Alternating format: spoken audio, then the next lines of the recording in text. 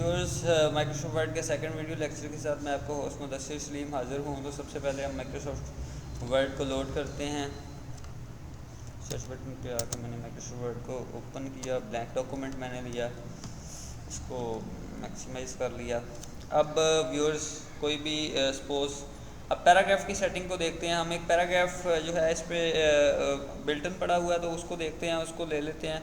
Equal to press किया, RAND और shift दबा के 9 और 0 प्रेस किया तो ये ब्रेसेस आ गई, और इसको एंटर किया तो ये एक पैराग्राफ आ गया। तो इस पैराग्राफ को मैं सिलेक्ट करता हूँ। ये अलाइनमेंट है, इसकी अलाइनमेंट टेक्स्ट को अलाइन कर सकता हूँ मैं, सेंटर में अलाइन कर सकता हूँ, राइट साइड पे अलाइन कर सकता हूँ, और इसमें जस्टिफाई कर सकता हूँ। जस्टिफाई में होगा दोनों साइडों से वो बराबर होगा टेक्स्ट, यानी कि जितना डिफरेंस राइट साइड से छोड़ा जाएगा उतना ही लेफ़्ट साइड से छोड़ा जाएगा। ये एक बड़ा अच्छा फीचर है। तो ये अलाइनमेंट है टेक्स्ट की। उसके बाद ये लाइन स्पेसिंग दे सकता हूँ, कितनी लाइन स्पेसिंग चाहिए। ये देखें 2 लाइंस के दरमियान स्पेस ज़्यादा हो रहा है, अगर मैं कम करूँगा तो ये कम हो रहा है। और इसी तरह मैं पैराग्राफ के बैक पे कलर चेंज कर सकता हूँ, जो कलर मुझे सूटेबल लगता है उस कलर को मैं अप्लाई कर सकता हूँ।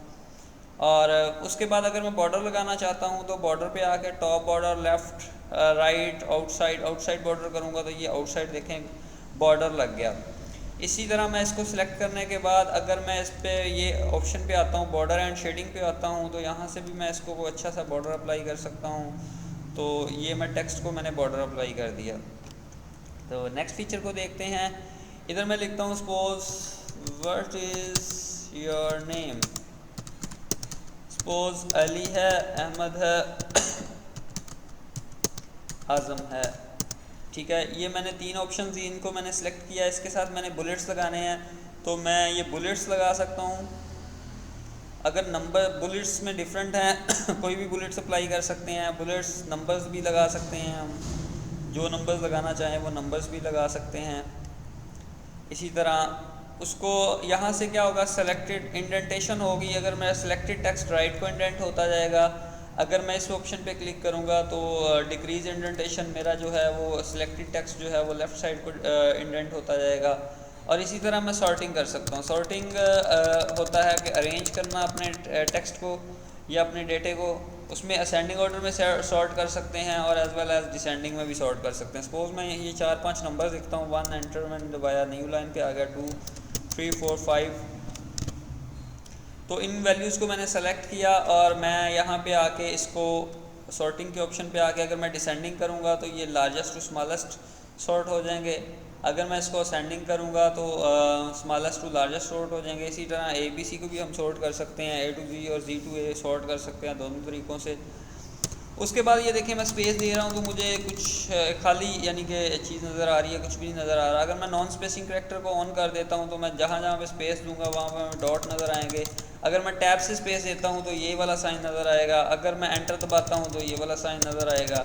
तो ये नॉन स्पेसिंग मुझे पता चल जाएगा कि मैंने डॉक्यूमेंट के अंदर, अगर इस फीचर को मैं ऑन कर दूँगा तो मुझे पता चल जाएगा कि मैं डॉक्यूमेंट के अंदर कहाँ कहाँ पर मैंने स्पेसिस दी हैं, ऐड की हैं। तो आई होप दैट कि आपको ये समझ आ गई होगी। नेक्स्ट से देखते हैं। इसमें यहाँ से आप टेक्स्ट को सिलेक्ट करने के बाद अगर मैं इस फीचर को ऑफ कर दूँ तो ये हो जाएगा, ख़त्म हो जाएगी स्पेस। इसको मैं सिलेक्ट करने के बाद यहाँ से इसको दे सकता हूँ। ये डिफरेंट स्टाइल्स अवेलेबल है मेरे पास। कोई भी स्टाइल में सिलेक्ट करने के बाद नो स्पेसिंग मोस्टली जो है वो यूज़ होती है। कम स्पेस होती है टेक्स्ट की लाइंस के दरमियान। अगर थोड़ा सा आपने ज़्यादा स्पेस देनी है, थोड़ा सा खुला खुला टेक्स्ट लिखना है तो आप इनमें से डिफरेंट स्टाइल जो हैं वो चूज़ कर सकते हैं।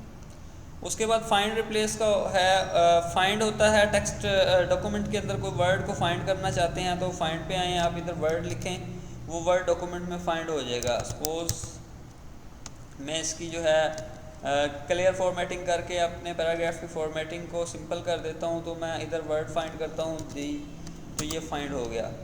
अगर मैं रिप्लेस करना चाहता हूँ तो रिप्लेस पे आके यहाँ पे रिप्लेसिंग वर्ड लिखूँगा। दी की जगह मैं दीज लिख देता हूँ। अगर रिप्लेस एक करूँगा तो सिर्फ फर्स्ट लोकेशन पे वो है रिप्लेस हो जाएगा। अगर मैं रिप्लेस आल कर देता हूँ तो सारी लोकेशंस पे जो है वो चेंज हो जाएगा।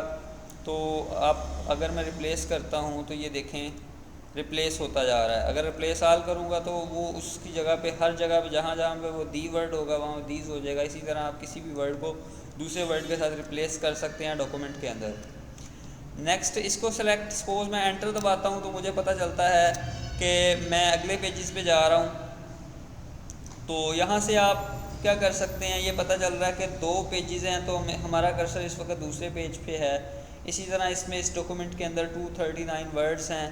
अगर मैं सपोज़ मेरे डॉक्यूमेंट में सपोज़ 50 पेजेस हैं या 100 पेजेस हैं तो मैं उनके दरमियान किसी एक स्पेसिफ़िक पेज पे जाना चाहता हूँ तो मैं रिप्लेस की ऑप्शन पे आऊँगा। यहाँ पे गो टू की ऑप्शन है तो गो टू की ऑप्शन पे आके मैं पेज नंबर एंटर करूँगा जिस पेज पे मैं जाना चाहता हूँ। सपोज़ मैं 1 एंटर किया तो पहले पेज पे पहुँच जाऊँगा। इसी तरह 2 एंटर करूँगा तो मैं दूसरे पेज पे पहुँच जाऊँगा।